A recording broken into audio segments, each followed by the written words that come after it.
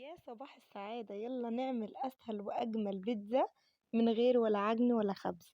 أيوة، من غير ولا عجن ولا خبز، وهتاكلي أحلى بيتزا وهتدعيلي ربنا يديمكم نعمة في حياتي. أول حاجة نصلي على النبي، اللهم صل وسلم وزيد وبارك عليك يا حبيبي يا محمد. لو الفيديو عجبكم ما تبخلوش عليا بلايك. هنحضر طاسة ونسيبها تسخن زي ما انتوا شايفين، ننزل عليها بشوية من الزيت مع معلقة من السمنة. هكون مقطعة البطاطس حلقات بالشكل ده. بعد كده هبتدي ارصصها رصة عشوائية، وانزل بشوية ملح، شوية كمون، شوية فلفل اسمر، بس كده، مش اكتر من كده. هجهز الطاسة بتاعتي وتكون حاجة احسن، يعني ما بتلزقش، علشان لما اجي اقلبها على الوشين بالشكل اللي انتوا شايفينه ده تديني احلى قوام واحلى طعم.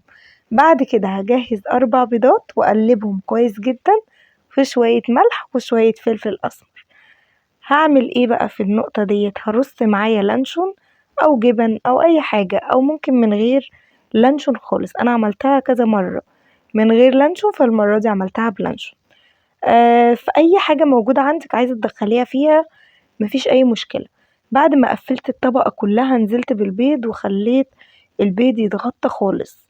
هنزل بشوية من الزيتون مع شوية من الجبن الموتزاريلا او الجبن الميكس، مش هتفرق، المهم اكون مغطية الصينية كاملة بالبيض. ليه بالبيض؟ لان البيض ده هو اللي هيدينا الطبقة. جبت هنا فلفل الوان وقطعته بالشكل اللي انتوا شايفينه ده، وهجهز كمان بيضتين تاني هحطهم على الوش في الاخر.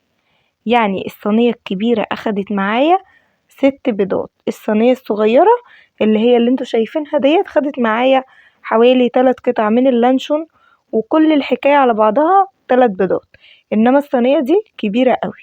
بس كده هنزل شوية ميكس الجبن. طبعا البطاطس استوت من الجنبين سوا كامل، ونزلت بالبيض والصينية سخنة، يعني البيض بيستوي ولسه الصينية على النار. بعد كده بنزل بالجبن اهو، وبعدين اظبطها كويس جدا علشان هي دي اللي هتديني اللون التحفة اللي انتوا لسه شايفينه. حقيقي بمناسبة بقى الغلا والدنيا غالية، فالصينية ديت هتكلفني بتاع 25 جنيه، 30 جنيه بالكتير اوي. شوية ليمون زيتون، معلش دماغي في الليمون. بس هتستوي من فوق، هغطيها تستوي 5 دقايق بالظبط. بعد كده بنزلها تحت الشواية اقل من 3 دقايق بتكون استوت.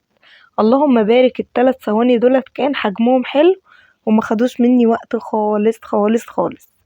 لو الفيديو عجبكم ما تبخلوش عليا بلايك وكومنت، سبسكرايب للقناة اسرار مطبخ مع آية زايد، واستنوني في فيديو جديد بأمر الله.